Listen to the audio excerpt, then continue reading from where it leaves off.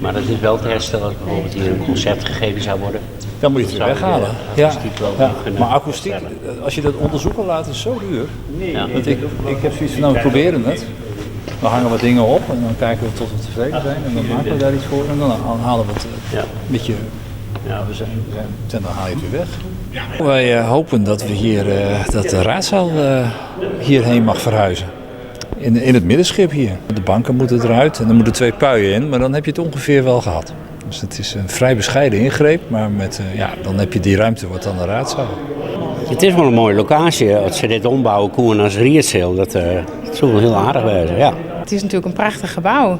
En als het allemaal kan wat we willen, dan zou het voor mij wel een optie zijn. We hebben zometeen nog een rondleiding in het gemeentehuis om te kijken dat daar nog wat bovenop komt. Maar goed, daar is niet iedereen heel blij mee. En dan zal het uiteindelijk ook een financieel plaatje worden.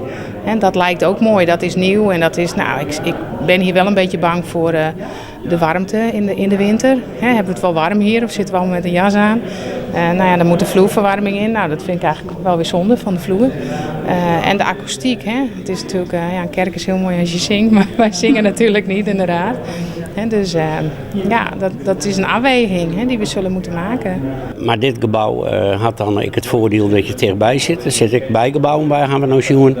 En het is ik zo van, dan hoef ik net extra kosten te maken met die nijbouw.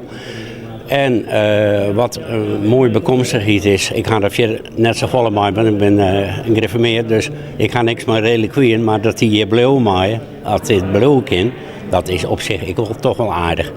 En als je nou van locatie mocht uitzieken, wou ik hier dan in? Nou, dan wou ik wel hier in de kerk. Ja, ook een beetje om het behoud van de kerk. Dan heeft hij weer een functie natuurlijk. En dat zou mij wel heel mooi lijken. Het is een mooie ruimte, dat ziet iedereen natuurlijk ook wel. Het is een Kuiperskerk met allemaal mooie details. Met mooie hoogte-breedte-verhoudingen. Het kan een hele mooie zaal worden. Maar er zijn allerlei argumenten die afgewogen moeten worden. Dus dat hoef ik niet te doen. Ik hoef alleen dit mooi te tekenen. Dat staat.